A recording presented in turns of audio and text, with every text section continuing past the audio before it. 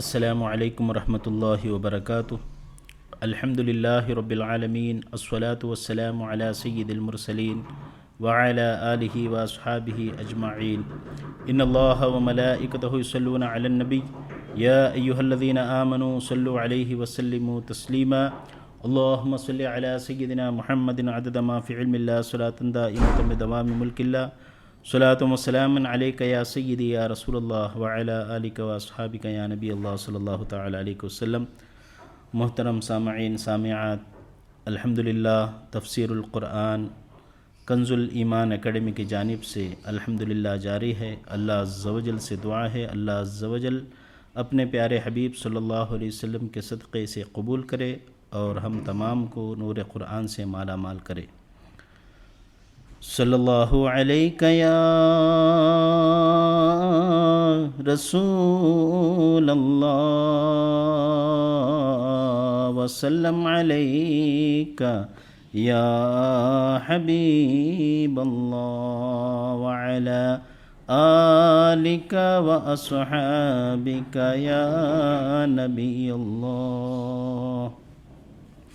حاجیوں آؤ شہنشاہ کا روضہ دیکھو، حاجیوں آؤ شہنشاہ کا روضہ دیکھو، کعبہ تو دیکھ چکے کعبے کا کعبہ دیکھو، آب زمزم تو پیا خوب بجھائی پیاسے،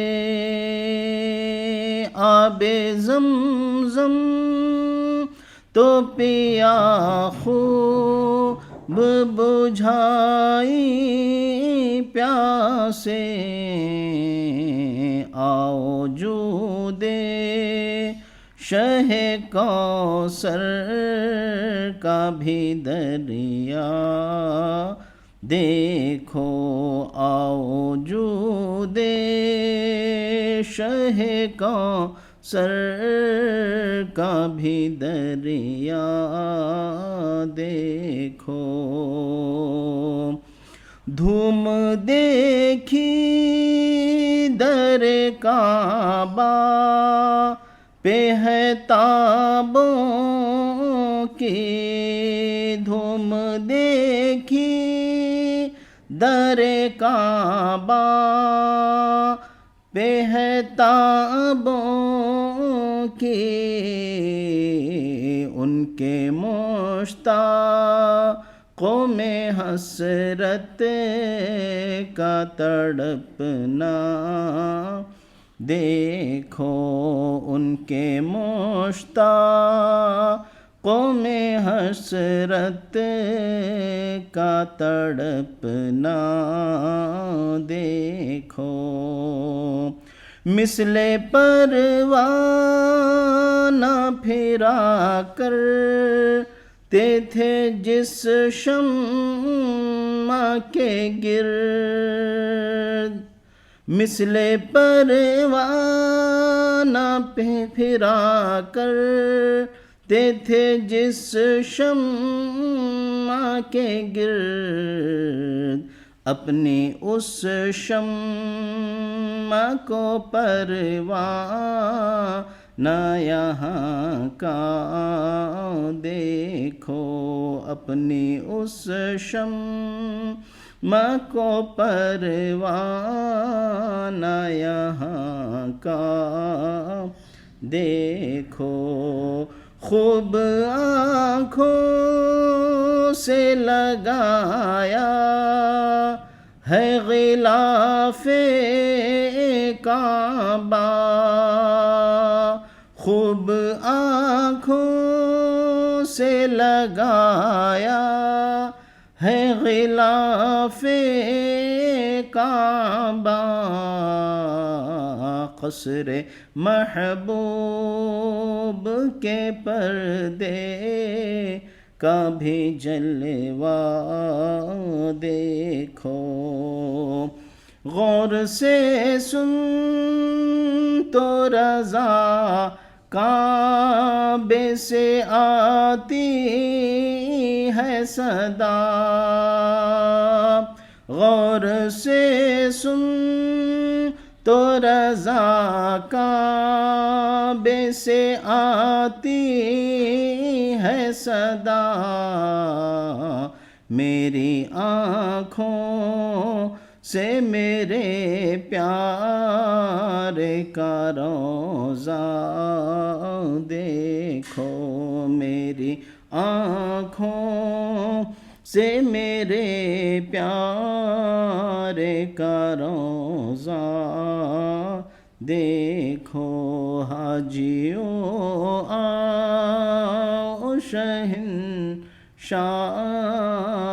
کا روضہ دیکھو، کعبہ تو دیکھ چکے، کعبے کا کعبہ دیکھو۔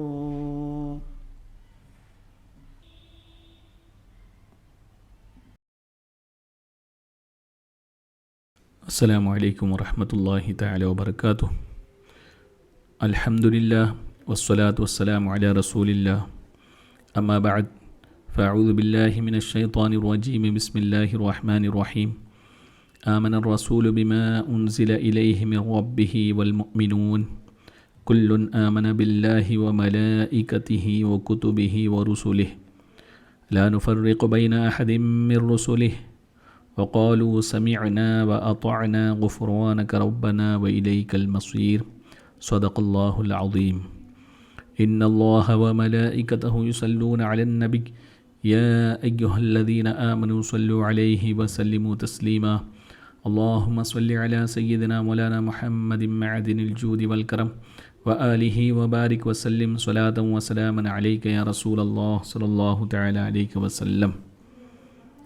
معزز سامعین اکرام، انشاءاللہ تبارک و تعالی سورہ بقرہ کی آیہ نمبر 285 سے ہم شروع کریں گے۔ اللہ تبارک و تعالی سے دعا ہے کہ اللہ تبارک و تعالی مجھے حق کہنے، آپ لوگوں کو حق سننے اور ہم سب کو اس پر عمل کرنے کی توفیق عطا فرمائے، آمین۔ اللہ تبارک و تعالی ارشاد فرماتا ہے، آمن الرسول بما انزل الیہ من ربہ والمؤمنون کل آمن باللہ وملائکتہ وکتبہ ورسلہ لا نفرق بین احد من رسلہ۔ ہمارے رسول اس پر ایمان لائے جو ان کی طرف ان کے رب کے طرف سے نازل ہوا، اور مومن بھی ایمان لائے اللہ پر، اس کے فرشتوں پر، اس کی کتابوں پر اور اس کے رسولوں پر، سب یہ کہتے ہوئے ایمان لائے کہ ہم ایمان لانے میں ان رسولوں میں سے کسی کے درمیان فرق نہیں کرتے۔ وقالوا سمعنا واطعنا غفرانك ربنا واليك المصير، اور انہوں نے کہا ہم نے سنا، ہم نے اطاعت کی، اے ہمارے رب ہم تیرے بخشش کے طالب ہیں اور ہمیں تیری ہی طرف لوٹنا ہے۔ معزز سامعین کرام، اس سورت کے شروع میں اللہ تبارک و تعالیٰ نے مومنوں کی صفات کو بیان فرمائے تھے کہ وہ غیب پر ایمان لاتے ہیں، نماز قائم کرتے ہیں، اور ہم نے جو کچھ ان کو دیا ہے ان میں سے ہماری راہ میں خرچ کرتے ہیں، اور جو اس کلام پر ایمان لاتے ہیں جو آپ پر نازل کیا گیا اور آپ سے پہلے نازل کیا گیا، یہی وہ لوگ اپنے رب کی طرف سے ہدایت پر ہیں، اور یہی لوگ آخرت میں فلاح پانے والے ہیں۔ اور اب سورت کے آخر میں بھی اللہ تبارک و تعالیٰ نے مومنوں کی صفات کو بیان فرمائی کہ وہ اس کلام پر ایمان لاتے ہیں جو آپ پر نازل کیا گیا، اور کہتے ہیں کہ ہم نے سنا، ہم نے اطاعت کی، اور اے ہمارے رب ہم تیری مغفرت کے طالب ہیں اور تیری ہی طرف ہمیں لوٹنا ہے۔ اس آیت کریمہ میں اللہ تبارک و تعالیٰ نے ضروریات ایمان کے مرتبے کو بیان فرمایا۔ ضروریات ایمان میں سے کیا ہے؟ یعنی اللہ کو ایک ماننا، اس کے تمام صفات پر ایمان لانا۔ اور دوسری بات جو اللہ تعالیٰ نے یہاں ذکر فرمایا وہ فرشتوں پر ایمان لانے کا ہے، کہ یقین کرے اور مانے کہ وہ موجود ہیں، بندے کا عقیدہ ہونا چاہیے، اور وہ معصوم ہیں، پاک ہیں۔ اللہ تعالیٰ کے اور اس کے رسولوں کے درمیان جو پیغام پہنچاتے ہیں اس کے لیے وہ واسطہ ہیں، یہ ہمارا عقیدہ ہونا چاہیے۔ اور تیسرا جو ذکر ہوا وہ کتابوں پر ایمان لانے کا ہے، کہ یہ عقیدہ رکھنا کہ جو کتابیں اللہ تعالیٰ نے نازل فرمائیں اور رسولوں کے پاس وحی کے ذریعے بھیجی، بے شک وہ سب حق ہیں، سچ ہیں اور اللہ ہی کی طرف سے ہیں۔ اور قرآن مکمل طور پر تبدیلی سے پاک ہے اور تحریف سے محفوظ ہے، اس پر ایمان ہونا چاہیے۔ اور پھر چوتھی بات جو ذکر ہوا وہ رسولوں پر ایمان لانے کا ہے، یعنی یہ عقیدہ رکھنا کہ اللہ تعالیٰ کی یہ رسول ہیں جنہیں اس نے اپنے بندوں کی طرف بھیجا ہے۔ تمام رسول نبی اللہ کے وحی کے امین ہیں، گناہوں سے یہ پاک ہیں، انبیاء اکرام بھی معصوم ہیں۔ اور یہ بھی عقیدہ رکھنا ہے کہ انبیاء اکرام کے بارے میں یہ تمام مخلوق سے افضل ہیں، اور ان میں بھی بعض حضرات یعنی انبیاء اکرام کے درمیان جو دوسرے بعض ہیں ان سے افضل ہیں۔ ہاں، یہ بات ذہن رہے کہ نبی ہونے میں سب برابر ہیں، اور اس بات میں ہم ان کے درمیان فرق نہیں کریں گے۔ یہاں پر بنیادی عقیدہ بیان کیا گیا۔ آگے اللہ تبارک و تعالی آیہ نمبر 286 میں ارشاد فرماتا ہے، لا یکلف اللہ نفسا الا وسعها، اللہ کسی جان پر بوجھ نہیں ڈالتا مگر اس کی طاقت بھر، لہا ما کسبت وعلیہا ما اکتسبت، اس کا فائدہ ہے جو اچھا کمایا اور اس کا نقصان ہے جو برائی کمائی۔ ربنا لا تؤاخذنا ان نسینا او اخطأنا، ہے ہمارے رب ہمیں نہ پکڑ اگر ہم بھولیں یا چوکیں۔ ربنا ولا تحمل علینا اسرا کما حملته علی الذین من قبلنا، اے رب ہمارے اور ہم پر بھاری بوجھ نہ رکھ جیسے تو نے ہم سے اگنوں پر رکھا تھا۔ ربنا ولا تحملنا ما لا طاقت لنا به، اے ہمارے رب ہم پر ایسا بھاری بوجھ نہ ڈالنا جس کی ہمیں طاقت نہ ہو۔ واعف عنا واغفر لنا وارحمنا انت مولانا فانصرنا علی القوم الکافرین، اور ہمیں معاف فرما اور ہمیں بخش دے اور ہم پر رحم فرما، تو ہمارا مالک ہے، تو کافروں کے خلاف ہماری مدد فرما۔ معزز سامعین، جو یہ فرمایا گیا کہ لا یکلف اللہ نفسا الا وسعها، اللہ کسی جان پر اس کے طاقت سے زیادہ بوجھ نہیں ڈالتا، یعنی طاقت کے برابر ہی بوجھ اللہ تعالیٰ ڈالتا ہے۔ اس کو آپ یوں سمجھیں کہ مثال کے طور پر کہ ایک شخص جس پر نماز فرض ہے، اب اسے ایسی بیماری لاحق ہے، ایسی تکلیف اسے ہوتی ہے کہ وہ کھڑے ہو کر نماز نہیں پڑھ سکتا، جبکہ کھڑے ہو کر نماز پڑھنا قیام جو ہے یہ فرض ہے، لیکن چونکہ بیمار ہے یا شدید تکلیف ہے جس کی وجہ سے کھڑے نہیں ہو سکتا، تو اب اللہ تبارک و تعالیٰ اس پر آسانی فرماتا ہے، اس پر بوجھ نہیں ڈالتا کہ کھڑے ہو کر ہی پڑھنا ہے، بلکہ بیمار کے لیے معاف ہے کہ وہ بیٹھ کر نماز پڑھ سکتا ہے۔ ایسے ہی حج کی بات اگر کریں تو جو صاحب استطاعت ہوگا اس پر حج فرض ہے۔ اگر آپ سوچیں کہ غریب پر بھی اگر حج فرض ہوتا تو کیسے وہ پورا کرتا، تو اللہ تبارک و تعالیٰ نے ان کو اس کا مکلف نہیں بنایا، اس لیے کہ ان کے پاس دولت نہیں، استطاعت نہیں۔ اور ایسے ہی زکوٰۃ آپ دیکھیں کہ وہ صاحب نصاب پر فرض ہے، مالدار پر فرض ہے، غریب پر نہیں۔ اللہ تبارک و تعالیٰ نے یہ بوجھ ان پر نہیں ڈالا۔ اس طریقے سے بہت سارے احکامات ہیں کہ جن سے یہ بات سمجھ میں آتی ہے کہ اللہ تعالیٰ نے فرمایا کہ لا یکلف اللہ نفسا الا وسعها، کسی جان پر اللہ تعالیٰ طاقت سے زیادہ بوجھ نہیں ڈالتا۔ اور دوسری بات یہ بتائی گئی لہا ما کسبت وعلیہا ما اکتسبت، یعنی اس میں جو ہے آخرت کے تعلق سے ثواب اور عذاب کے بارے میں بتایا گیا ہے کہ آدمی اپنی محنت کا پھل وہ پاتا ہے، محنت کرنے والے کا صلہ ملتا ہے۔ اللہ تبارک و تعالیٰ جو نیکی کرے گا اسے ثواب عنایت فرمائے گا، اور جو برائی کرے گا اس کے لیے عذاب ہے۔ اس کے بعد مومنین کو ایک دعا کی تعلیم دی گئی ہے، ربنا لا تؤاخذنا ان نسینا او اخطأنا، کہ اے ہمارے رب ہم پر گرفت نہ فرما۔ یعنی مومنین کو ایک دعا کی تلقین فرمائی گئی کہ بندے کو چاہیے کہ اس کے مفہوم کو اور ترجمے کو سمجھے، اور اس دعا کو جو ہے وہ یاد کر لے، اس دعا کو یاد کر لے، اور پچھلی امتوں کے بارے میں سوچیں کہ وہ اگر کوئی گناہ کرتے، غلطی کرتے تو فوراً گرفت ہو جاتی۔ یہاں پر ایک بات ذہن نشین رہے کہ لہا ما کسبت وعلیہا ما اکتسبت، یعنی بندہ نیکی کرے گا تو نیکی پہنچے گی، گناہ کرے گا تو گناہ۔ اب ایسا نہیں ہے کہ بندہ خود تو گناہ نہیں کرتا، لیکن گناہ کے اسباب وہ پیدا کرتا ہے تو اس پر بھی گناہ ہے۔ بندہ خود ظاہری طور پر عمل نہیں کرتا، لیکن ثواب کمانے کے لیے کوئی ذریعہ پیدا کرتا ہے تو اس کا بھی ثواب ملے گا۔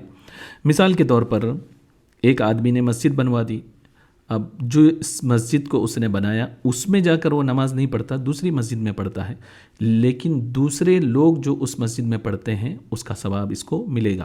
ایسے ہی کوئی لائبریری بنائی، وہ جا کے خود نہیں پڑھتا، لیکن اس کا اجر اس کو ملتا رہے گا۔ ایسے ہی جو شخص برائی کرتا ہے، شراب خانے قائم کر دے یا ناچ گانوں کی محفل قائم کر دے، وہ جب تک وہ چیز چلتی رہے گی، اگرچہ شراب نہ پیتا ہو، نہ ناچتا ہو، نہ گاتا ہو، لیکن اس نے چونکہ اس کو قائم کیا ہے، وہ برائی کے کام جب تک ہوتے رہیں گے اس کے نام اعمال میں گناہ لکھے جاتے رہیں گے۔ حضور اکرم صلی اللہ تعالی علیہ وسلم کی خدمت میں ایک شخص دیہات سے اون کے کپڑے پہنے ہوئے حاضر آئے۔ ان کی بدحالی اور ضرورت کو جب دیکھا تو رسول اکرم صلی اللہ علیہ وسلم نے لوگوں سے کہا کہ انہیں کچھ دے دو، صدقے کی آپ نے ترغیب دلائی۔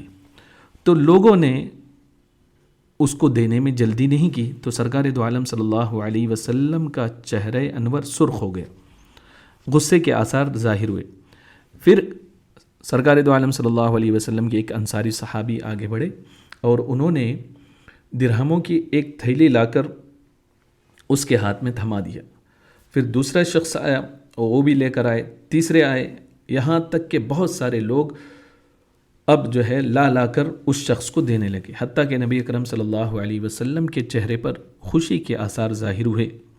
تب رسول اکرم صلی اللہ علیہ وسلم نے فرمایا، جس شخص نے مسلمانوں میں کسی نیک طریقے کی ابتدا کی، اس کے بعد اس طریقے پر عمل کیا گیا تو اس طریقے پر عمل کرنے والوں کا اجر بھی اس کے نام اعمال میں لکھا جائے گا، اور عمل کرنے والوں کے اجر میں کوئی کمی نہیں ہوگی۔ اور جس شخص نے مسلمانوں میں کسی برے طریقے کی ابتدا کی، اس کے بعد اس طریقے پر عمل کیا گیا تو اس طریقے پر عمل کرنے والوں کا گناہ اس شخص کے نام اعمال میں لکھا جائے گا، اور عمل کرنے والوں کے گناہ میں کوئی کمی نہیں ہوگی۔ یہ مسلم شریف کی حدیث ہے۔ اسے بات سمجھ میں آتی ہے کہ بندہ مومن خود گناہ کرے یا گناہ کے اسباب پیدا کرے، تب بھی جو ہے اس پر جب تک وہ چیز جاری رہے گی، وہ کام جاری رہیں گے، اس پر گناہ ہوگا۔ اور جو نیکی کا عمل جو جاری کرے گا، جب تک وہ نیکی کا کام جاری رہیں گے، اس پر کا بھی اس کو ثواب ملے گا۔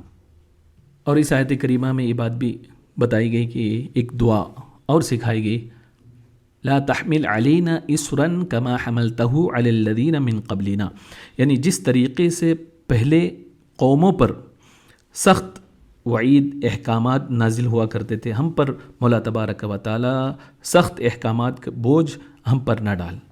جیسے کہ روایتوں میں آتا ہے کہ یہود و نصارہ پر سخت احکامات نازل کیے گئے تو وہ اس پر عمل نہیں کر سکے، تو پھر اس کی سزا میں وہ کبھی بندر بنا دیے گئے اور کبھی خنزیر بنا دیے گئے۔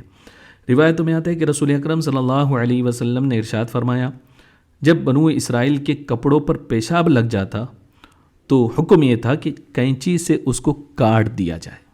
تو آپ سوچیں کتنا سخت حکم ہے۔ اور دوسری روایت میں ہے کہ جب کوئی شخص گناہ کرتا ان میں تو ان سے کہا جاتا کہ تمہاری توبہ یہ ہے کہ تم اپنے آپ کو قتل کرو. سو قتل کرتا. ان پر اتنے سخت اور دشوار احکام تھے کہ ان پر 50 نمازیں فرض تھیں اور ہم پر 5 نمازیں، اور زکوٰۃ میں ان پر 1/4 مال کو ادا کرنا فرض تھا، اور مال غنیمت ان کے لیے حلال نہیں تھا. مسجد کے سوا کسی اور جگہ نماز نہیں پڑھ سکتے تھے، اور تیمم کی سہولت بھی نہیں تھی، اور قربانی جو کرتے جانور اس کو کھانے کی اجازت بھی نہیں تھی، اور ان پر اونٹ کا گوشت بھی حرام تھا، اور ہفتے کے دن شکار کی اجازت بھی نہیں تھی، اور کوئی بھی گناہ کرتے تو فوراً دنیا میں ہی اس کی سزا انہیں مل جاتی تھی، اور قصاص میں قتل کرنا لازم تھا. اور جیسا کہ آپ نے سنا کہ شرک اگر کوئی کرتا تو اس کی توبہ یہ تھی کہ وہ قتل کرے، اور یہاں تک بھی حکم تھا کہ جس عضو سے گناہ ہوتا تو اس کو کاٹ دیا جاتا تھا. اور معزز سامعین اکرام، ان کے مقابلے میں اس امت محمدیہ کے احکامات آپ دیکھیں تو آپ کو بہت بڑا فرق نظر آئے گا. ان کے مقابلے میں ہم پر نہایت ہی آسانیاں ہیں. اب اعتراف نیت کے طور پر یہاں دعا سکھائی جا رہی ہے کہ ہے ہمارے رب، ہم پر بھاری بوجھ نہ رکھ جیسا کہ تو نے ہم سے پہلوں پر رکھا تھا. یاد رہے کہ امت محمدیہ صلی اللہ علیہ وسلم پر یہ ساری کرم نوازیاں کس کی وجہ سے ہیں؟ صرف اور صرف حضور اکرم نور مجسم صلی اللہ تعالی علیہ وسلم کے صدقے میں ہیں. تو بندہ مومن کو چاہیے کہ سورہ بقرہ کی یہ آخری 2 آیتیں اس کو یاد کر لیں، اور خصوصاً یہ جو ربنا لا تؤاخذنا ان نسینا اخطأنا ربنا ولا تحمل علينا اصرا كما حملته على الذين من قبلنا ربنا ولا تحملنا ما لا طاقة لنا به واعف عنا واغفر لنا وارحمنا انت مولانا فانصرنا على القوم الكافرين. اس کو چاہیے کہ ہر نماز میں یہ دعا کرے. اور سورہ بقرہ کی یہ جو آخری جو آیت ہے اسے یاد کریں. اس سے فائدہ یہ ہوگا کہ حضور اکرم صلی اللہ علیہ وسلم نے ارشاد فرمایا، بخاری مسلم کی حدیث ہے، جس نے رات میں سورہ بقرہ کی آخری 2 آیتوں کو پڑھا تو وہ اس کے لیے کافی ہے. اور امام طبرانی رضی اللہ تعالیٰ عنہ نے ایک روایت نقل فرمائی کہ سورہ بقرہ کی آخری 2 آیتوں کو بار بار پڑھو، کیونکہ اللہ نے ان کی وجہ سے محمد صلی اللہ علیہ وسلم کو فضیلت عطا فرمائی. اور امام بیہقی نے ایک روایت نقل فرمائی کہ حضور اکرم صلی اللہ علیہ وسلم نے ارشاد فرمایا، مجھے سورہ بقرہ کی آخری آیتیں عرش کے نیچے سے دی گئی ہیں، مجھ سے پہلے یہ کسی نبی کو نہیں دی گئی. اور ایک روایت میں رسول اکرم صلی اللہ علیہ وسلم نے فرمایا کہ اللہ تعالیٰ نے آسمان اور زمینوں کو پیدا کرنے سے 2000 سال پہلے ایک کتاب لکھی، اس میں سے 2 آیتیں نازل کی اور سورہ بقرہ کو ان پر ختم کیا. جس گھر میں 3 راتیں ان 2 آیتوں کو پڑھا جائے گا، یعنی سورہ بقرہ کی، تو اس گھر میں شیطان نہیں ٹھہرے گا. اب آپ سوچیں کہ کتنی بڑی بات ہے کہ اللہ تبارک و تعالیٰ اس آیت کریمہ کی برکت کی وجہ سے شیطان کو وہاں سے دفع فرما دیتا ہے، شیطان کے حملوں سے بندوں کو محفوظ فرما دیتا ہے. تو ہمیں چاہیے کہ سورہ بقرہ کی آخری 2 آیت کو یاد کریں، اپنے بچوں کو بھی اس کو سکھائیں، اور خود رسول اکرم صلی اللہ تعالی علیہ وسلم نے بھی اس کی تعلیم دی کہ آپ نے ارشاد فرمایا، اللہ تعالیٰ نے سورہ بقرہ کو ان 2 آیتوں پر ختم فرمایا جو مجھے اس کے عرش کے خزانے سے عطا ہوا، لہذا انہیں سیکھو اور اپنے عورتوں کو سکھاؤ کہ یہ نماز، یعنی نماز میں ان کی قرأت کی جاتی ہے اور قرآن اور دعا ہیں. تو اس میں صاف طور پر سرکار دو عالم صلی اللہ علیہ وسلم نے خود سیکھنے اور دوسروں کو سکھانے کا حکم فرمایا. تو اس کی بے شمار فضیلتیں ہیں. تو بندہ مومن کو چاہیے کہ اس کو یاد کرے اور صبح و شام اس کو پڑھیں. اللہ تعالیٰ اس کی فضیلت تمہیں عطا فرمائے گا. تو معزز سامعین اکرام، آج اللہ کے فضل سے جب سے ہم نے تفسیر شروع کی ہے سورہ بقرہ تقریباً 2.5 پارے کے قریب ہمارا مکمل ہوا اور سورہ بقرہ آج ختم ہوئی۔ یہ اللہ کا بہت بڑا فضل ہے۔ اللہ تبارک و تعالیٰ سے دعا ہے کہ اللہ تبارک و تعالیٰ ہمیں قرآن کے تفسیر کے فیضان سے فیضیاب فرمائے۔ مولا تبارک و تعالیٰ جو لوگ بھی خصوصی طور پر اس کو سنتے ہیں، مولا تعالیٰ ان کی دنیا کو بھی سنوار دے، آخرت کو بھی سنوار دے۔ مولا تبارک و تعالیٰ ان کے تمام جائز مقاصد میں انہیں کامیابی عطا فرمائے اور ایمان کی سلامتی عطا فرما۔ استغفر اللہ ربی من کل ذنب واتوب الیہ وآخر دعوانا ان الحمد للہ رب العالمین۔ انشاءاللہ تبارک و تعالیٰ آئندہ ہفتے سے سورہ آل عمران شروع کی جائے گی۔ آپ حضرات سے گزارش ہے کہ خود بھی سنیں اور دوسروں کو بھی اس کی طرف راغب کریں، سننے کی طرف ترغیب دلائیں۔ السلام علیکم ورحمۃ اللہ تعالی وبرکاتہ۔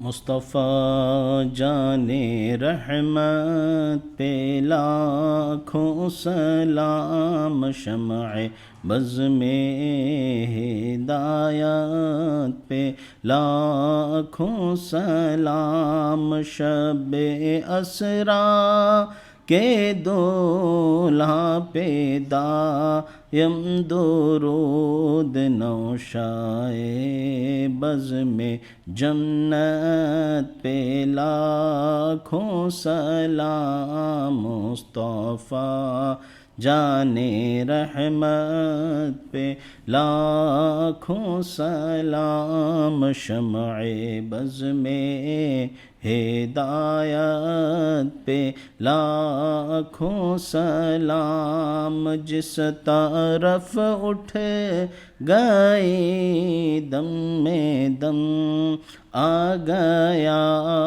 اس نگاہ عنایت پہ لاکھوں سلام، غوث اعظم امام التقیٰ والنقیٰ، جلوائے شان قدرت پہ لاکھوں سلام، مصطفیٰ جان رحمت پہ لاکھوں سلام، شمع بز میں ہدایت پہ لاکھوں سلام، کاش محشر میں جب ان کی آمد ہو اور بھیجے سب ان کی شوکت پہ لاکھوں سلام، مجھ سے خدمت کے قدسی کہیں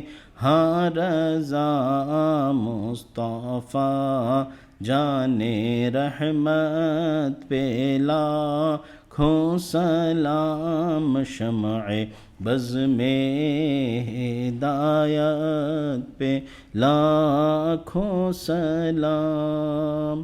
الصلاة والسلام علیک یا سیدی یا رسول اللہ، الصلاة والسلام علیک یا سیدی یا حبیب اللہ، وعلى آلك وأصحابك يا نبي الله، اللهم ارزقنا زيارة حرمك وحرم حبيبك مصطفى محمد صلى الله عليه وسلم كرات بعد مرات يا رب العالمين، اللهم يسر أمورنا مع الراحة لقلوبنا وأبداننا مع الصحة والعافية والسلامة يا رب العالمين، اللهم رب زدنا علما نافعا وعملا متقبلا ورزقا حلالا طيبا وقلبا خاشعا وعمرا طويلا يا رب العالمين، اللهم أعز الإسلام والمسلمين يا رب العالمين، يا ربي بالمصطفى بلغ مقاصدنا واغفر لنا ما مضى يا واسع الكرم، هو الحبيب الذي ترجى شفاعته لكل هول من الأهوال مقتحم، مولاي صل وسلم دائما أبدا على حبيبك خير الخلق كلهم، برحمتك يا أرحم الراحمين، بحق لا إله إلا الله محمد رسول الله صلى الله تعالى عليك وسلم۔